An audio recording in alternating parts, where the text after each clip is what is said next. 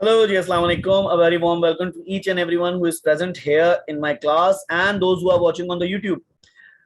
हमारे पास पहला पार्ट और दूसरा पार्ट मौजूद है जो कि हम अपलोड कर चुके हैं YouTube पे, आपने यकीनन देखा भी होगा। और उसमें हमने पहले 3 सवाल किए थे। इस पेपर में हमें 3 ही सवाल करने होते हैं, लेकिन चौथा और पांचवा सवाल बहुत इंपॉर्टेंट है। सो अगर किसी को चॉइस मिलती है तो वो चौथा और पांचवें सवाल को भी अटेम्प्ट कर सकता है, टोटल 3 सवाल करने के अंदर अंदर। ठीक है, तो हम चौथा और पांचवा सवाल भी देखते हैं और देखते हैं कि हमारे पास इन सवालों में कौन सी चीज आज प्लेस की गई है और उनके आंसर्स क्या हैं। ठीक है, मेरे साथ मेरे स्टूडेंट मौजूद हैं, आई वेलकम देम अगेन, और वही आपको इस सवाल को सॉल्व करते हुए नजर आएंगे। जी जनाब, हमारे पास क्वेश्चन नंबर 4A मौजूद है जिसमें describe the terms of Shimla agreement लिखा है। पहली चीज तो मैं यहाँ पे आपको क्लियर करते चलूं कि ये शिमला वाला जो लफ्ज है ये बहुत ज्यादा हमें पाकिस्तान स्टडीज में मिला है, और याद करें ये शिमला एग्रीमेंट है। It is not Shimla delegation, it is not Shimla conference, तो ये शिमला एग्रीमेंट है। ठीक है, तो ये कंफ्यूजिंग हो सकता है और आपके 4 मार्क्स गलत हो सकते हैं अगर आपने इसको गलत थिंक कर लिया, गलत पिक कर लिया। Okay, I would like Amima to answer this question. Amima, क्या आप इस सवाल के जवाब में कुछ बताएंगी मुझे? हमें 4 मार्क्स के लिए 4 बातें चाहिए। गो अहेड बेटा। सर, ये शिमला एग्रीमेंट 1972 में भुट्टो ने इंडियन प्राइम मिनिस्टर के साथ साइन किया था। इसमें उन्होंने प्रिजनर्स की हेल्प की थी वॉर में कि बोथ कंट्रीज जो है कश्मीर इशू को सॉल्व करेंगे। Okay, go ahead, one more point. India से रिलेशनशिप एनहेंस होगा। ओके, क्या इसमें एक चीज ये जरूरी थी कि अगर कश्मीर का जिक्र आप कर रही हैं तो एक चीज ना इसमें जरूर ऐड कीजिएगा, आपके सवाल में 4 चांद लग जाएंगे, कि कश्मीर का इशू हम दोनों मिलकर सॉल्व करेंगे, the India and the Pakistan, and we will not allow any third party to indulge between us. किसी तीसरे को नहीं आने देंगे। ठीक है ना, पाकिस्तान और इंडिया बैठ के आपस में डिस्कस करेंगे इसको, किसी तीसरे की इंटरफेरेंस नहीं होगी, सच एज यूनाइटेड नेशन। ये इंडिया ने इसलिए इन्फोर्स कराया था, पॉइंट मैं आगे बता देता हूं पॉलिटिकली, ताकि पाकिस्तान ने जो यूनाइटेड नेशंस की सबसे पहले जो 1940s में 47 48 में जब पाकिस्तान ये इशू लेकर गया था, यूनाइटेड नेशन इंडिया लेकर गया था, तो पाकिस्तान ने ये बात इन्फोर्स कराई थी कि आप सॉल्व करें। तो यूनाइटेड नेशन ने कहा था जी हम वहां वोटिंग कराएंगे और सॉल्व कर लेंगे। इंडिया ये नहीं चाहता, इसलिए इंडिया इसको यूनाइटेड नेशन को अलग करने की बात कर रहा है यहां पर। ठीक है, इसका बैकग्राउंड ये है। ठीक है, very well done, 4 bang on points from you, thank you. Now who would go for the explain type of a question? Why Congress and the Muslim League opposed the Cripps mission of 1942? देखो यहाँ तुम्हें Cripps mission के साथ air बता दिया है। Air का पता चलने से तुम्हें टाइमलाइन में ऑलरेडी पता चल जाएगा कि तुम किस वक्त में क्या कर रहे हो। 5 साल है पाकिस्तान बनने में। ठीक है, अब जरा सोचो कि क्यों मना किया होगा क्रिप्स मिशन को कांग्रेस ने और मुस्लिम लीग ने। यही 2 मेन प्लेयर थे, तीसरा तो ब्रिटिश खुद था। जी मुनीब, आप बताइएगा। जी सर, सबसे पहला पॉइंट मैं ऐड करना चाहूंगा कि कांग्रेस जो है वो ओवरऑल इंडिया पे कंट्रोल करना चाहता था, इसलिए उन्होंने जो है वो अपोज किया था क्रिप्स मिशन को। ठीक है, फेयर एनफ। पॉइंट जो है वो मैं ये ऐड करूंगा कि उस टाइम पे ब्रिटिश जो है वो काफी वीक हो गए थे, तो उन्होंने ये चांस देखा कि भाई ब्रिटिश जो है वो कमजोर हो गए, तो ब्रिटिश की वीकनेस को एक्सप्लॉइट किया उन्होंने। ओके, और थर्ड मुस्लिम हो लीग गए, थर्ड जो है मुस्लिम लीग का पॉइंट अब मैं इसमें ऐड करना चाहूंगा कि मुस्लिम लीग जो wanted the reference to the establishment of Pakistan, वो चाहती थी कि पाकिस्तान भी इसके अंदर पाकिस्तान की एस्टेब्लिशमेंट भी इसके अंदर ऐड हो जरूर। Okay, so there was no reference related to the Pakistan. वो चाहते थे कि पाकिस्तान की एस्टेब्लिशमेंट वाला पॉइंट जरूर हो, क्योंकि मुस्लिम लीग वो placing the case for Pakistan. ठीक है, I got your points, well done. ठीक है, दीज आर परफेक्ट, तीनों जा सकते हैं इसमें। अच्छा जी, अब हमारा एक बड़ा ही फेवरेट टॉपिक आ रहा है in the 4th question part सी।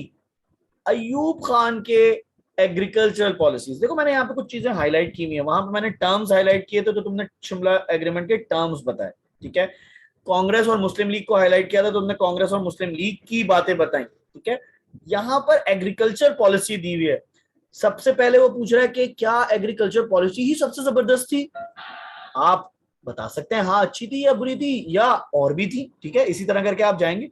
लेकिन देखो उसने तुम्हें हाईलाइट, मैं जो चीज करना चाह रहा हूं वो उसने तुम्हें डोमेस्टिक रिफॉर्म्स के बारे में पूछा है।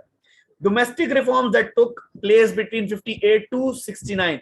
डोमेस्टिक रिफॉर्म का मतलब ये है नॉट इंटरनेशनल रिफॉर्म्स। इसका मतलब इंटरनेशनल रिफॉर्म कौन सा है?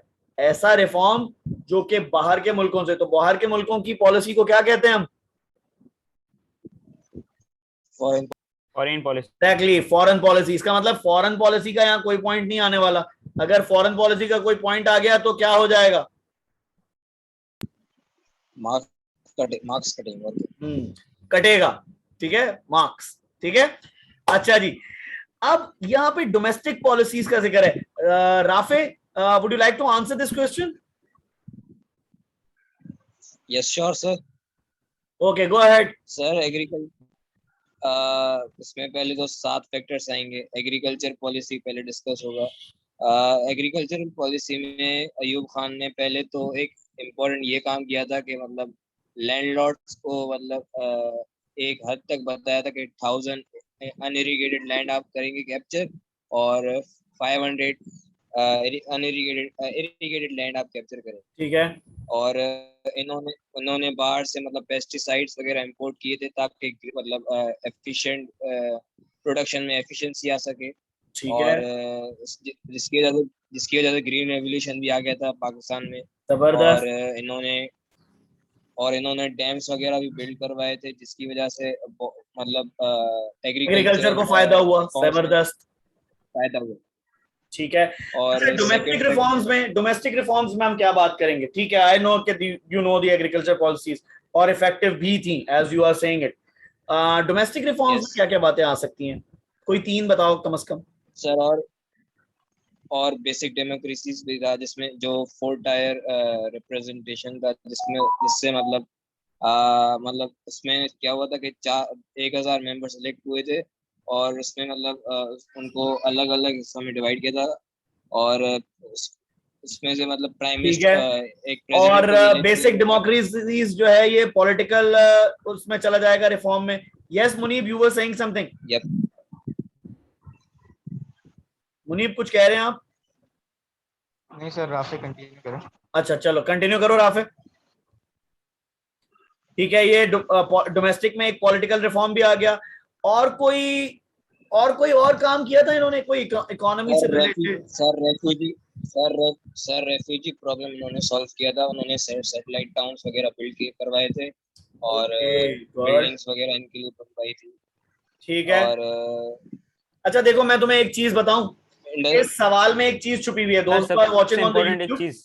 हाँ, एक चीज देखो, इस सवाल में एक चीज छुपी हुई है दोस्त हुआ वाचिंग ऑन द यूट्यूब, खासकर आपके लिए ये पॉइंट है। इन लोगों को तो ये पॉइंट फौरन समझ आ जाएगा। ये देखो, ये टाइम फ्रेम पहले भी आ चुका है सवालों में। इस टाइम फ्रेम से रिलेटेड एक सवाल आता है और इस टाइम फ्रेम को कुछ कहते हैं। उस टाइम फ्रेम का एग्जैक्ट नाम है डिकेड ऑफ प्रोग्रेस। जबरदस्त, डिकेड ऑफ प्रोग्रेस, जबरदस्त। डेकेड ऑफ प्रोग्रेस कह रहे हो या डेकेड ऑफ डेवलपमेंट कह रहे हो? दोनों बातें ठीक हैं। ये वो टाइम है, अब डिकेड ऑफ डेवलपमेंट से रिलेटेड तुम डोमेस्टिक चीजें कर दो। इंडस्ट्रियल ग्रोथ थी, इकोनॉमिक ग्रोथ थी, ठीक है, हॉस्पिटल्स की बात की थी, ठीक है, और एजुकेशनल रिफॉर्म्स थे। ये सारी चीजें यहां आ सकती हैं, ठीक है।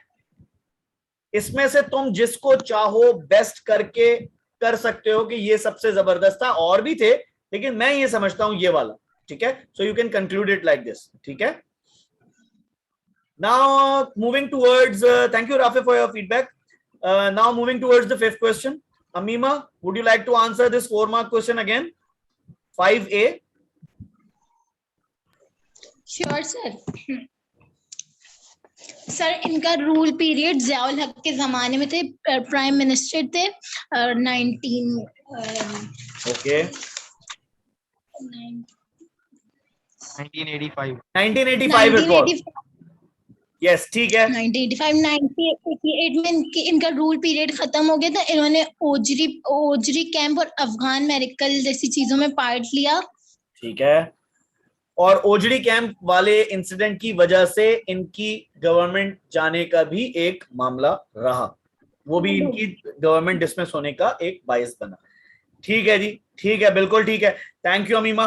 Okay, explain why there were changes of government between 1951 to 1958.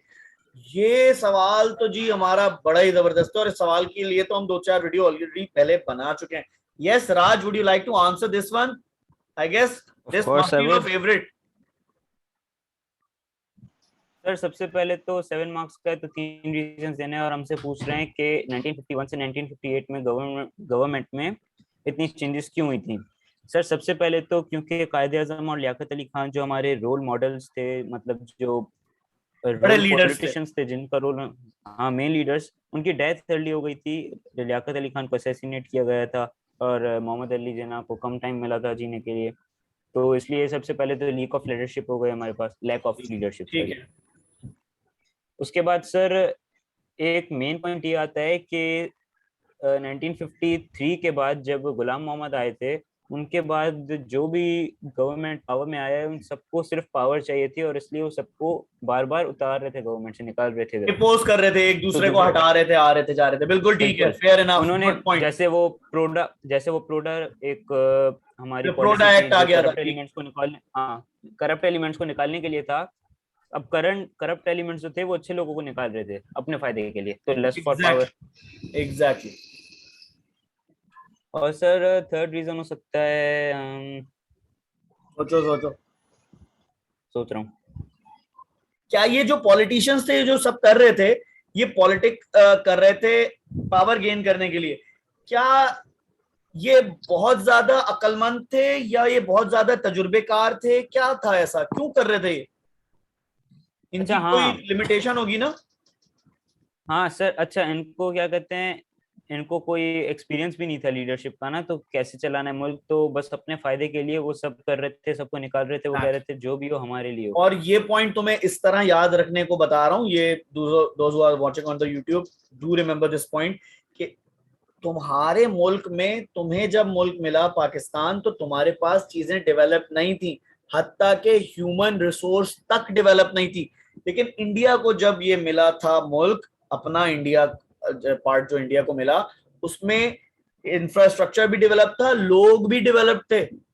बहुत सारे लोगों ने ऑप्ट किया था कि हम इंडिया में रहेंगे. क्यों? बिकॉज वो डेवलप था ऑलरेडी. पाकिस्तान अंडर डेवलप था उस वक्त बहुत सारे पार्ट्स.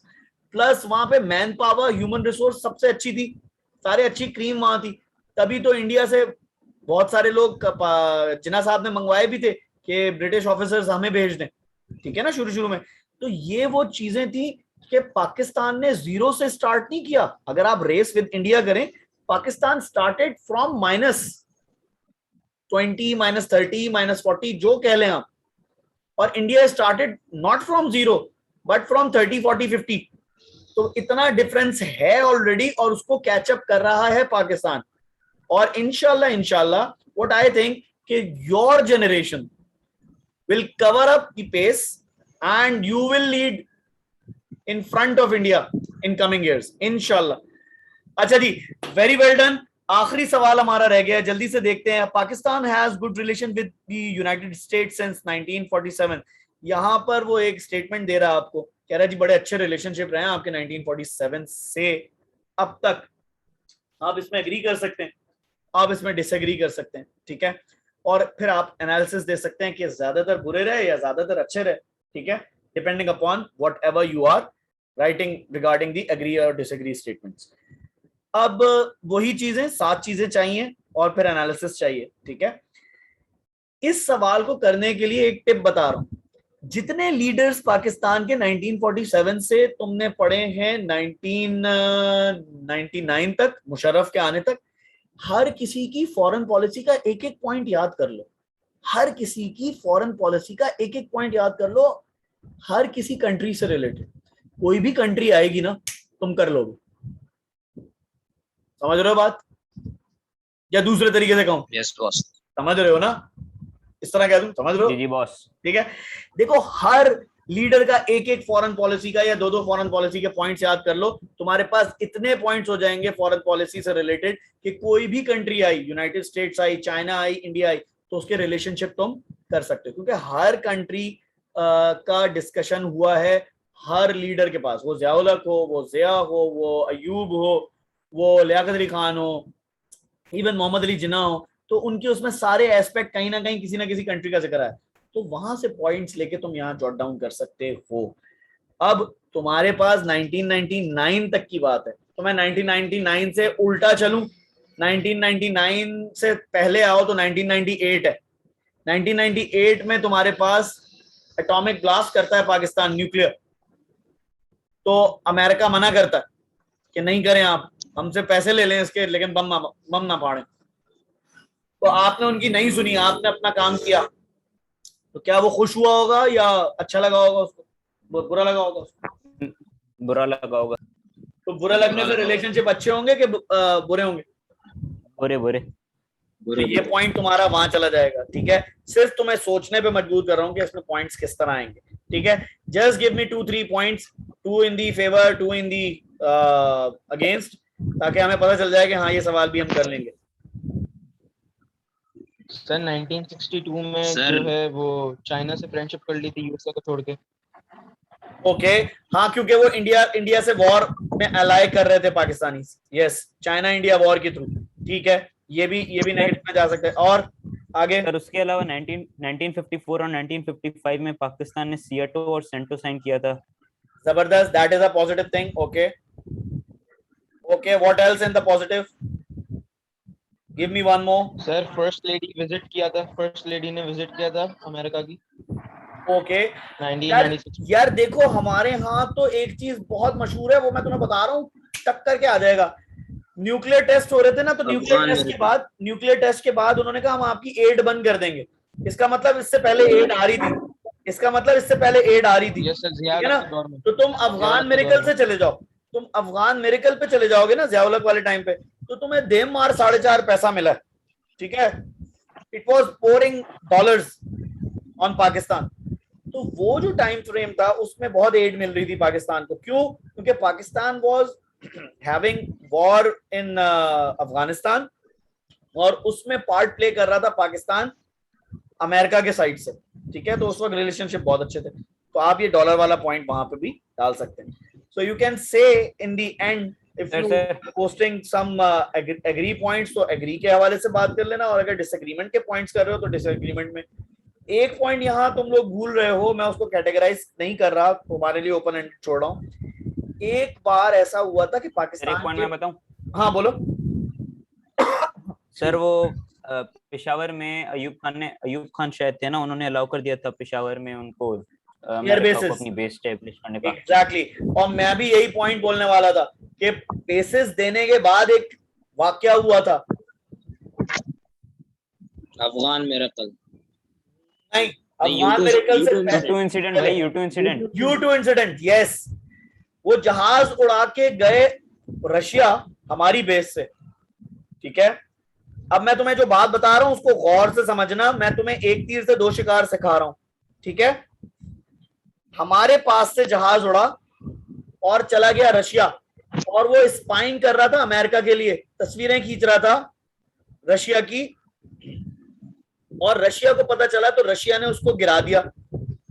जब गिरा दिया तो रशिया ने इंटीमेट किया कि भाई हमने जहाज गिरा दिया अमेरिका का। अमेरिका ने कहा हमारा तो कोई जहाज ही नहीं है, तो है ही नहीं हो। अमेरिका ऐसे ही कहने लगा। तो उन्होंने कहा अच्छा, अमेरिका ने सोचा होगा इस जहाज में जो पायलट है वो भी मर गया होगा। बेसिकली उन्होंने पायलट को, जब पायलट ने इजेक्ट किया तो पायलट को उन्होंने पकड़ लिया। पायलट को कैप्चर करने की वजह से एविडेंस क्रिएट हो गया कि हाँ जी अमेरिका ने स्पाइंग की थी और रशिया ने बंदा पकड़ लिया। ठीक है, ये एस्टेब्लिश हो गया। मैं यहां तुम्हें एक और चीज बताना चाह रहा हूं, इसको तुम किसी में भी कैटेगराइज करो, एग्री डिसएग्री में, छोड़ दो इस बात को एक सेकंड के लिए। क्या तुम्हें यहां पर रशिया के साथ अपने रिलेशनशिप का कुछ होता हुआ नजर आ रहा है? रशिया पाकिस्तान को कैसा लेगा? अच्छा लेगा, बुरा लेगा? उसको नेगेटिव, बुरा लेगा, क्योंकि एग्जैक्टली, क्योंकि तुम्हारे पास से उड़ा है, क्योंकि तुम्हारे पास से आया वो। तो देखो एक ही चीज में मैं तुम्हें बता रहा हूं कि एक ही रिलेशनशिप के अंदर तुम्हें दूसरे रिलेशनशिप भी पता चल गया। रशिया का रिलेशनशिप भी पता चल रहा है विद कॉन्टेक्स्ट टू पाकिस्तान। ठीक है, तो अगर रशिया का सवाल हो तो उसमें यूट्यूब इंसिडेंट जरूर आएगा। ठीक है ना, नेगेटिव। आपकी तरफ से जहाज यहां से उड़ा था तो आपके रिलेशनशिप अच्छे थे ना अमेरिका से, तभी यहां से उड़ा था। ठीक है, लेकिन इस दौरान फिर आपके रिलेशनशिप खराब हो रहे थे क्योंकि आपके पास रशियन प्रेशर भी था और आपके पास पूरी वर्ल्ड का प्रेशर और अमेरिका का प्रेशर भी था कि आप क्या करें। ठीक है ना, क्योंकि बेस तो आपकी इस्तेमाल हुई थी। So this is how you will answer this type of questions. I hope कि आज का लेसन अच्छा रहा होगा और आज की जो ये क्लास है आपके लिए बहुत फ्रूटफुल रही होगी। Do give me your feedback on the YouTube as well, those who are watching on the YouTube. Thank you for watching. Do share and subscribe the channel if you like the video. Thank you जी, that's all from my side. इंशाल्लाह next time मिलेंगे geography के कुछ lessons के साथ और हम geography का भी नया वाला पेपर करेंगे 2021 वाला, मई जून वाला इंशाल्लाह। टिल देन नेक्स्ट टाइम, अल्लाह हाफिज, अपना बहुत ख्याल रखिएगा। Take care. अल्लाह हाफिज अल्लाह हाफिज सर, टेक केयर। अल्लाह हाफिज।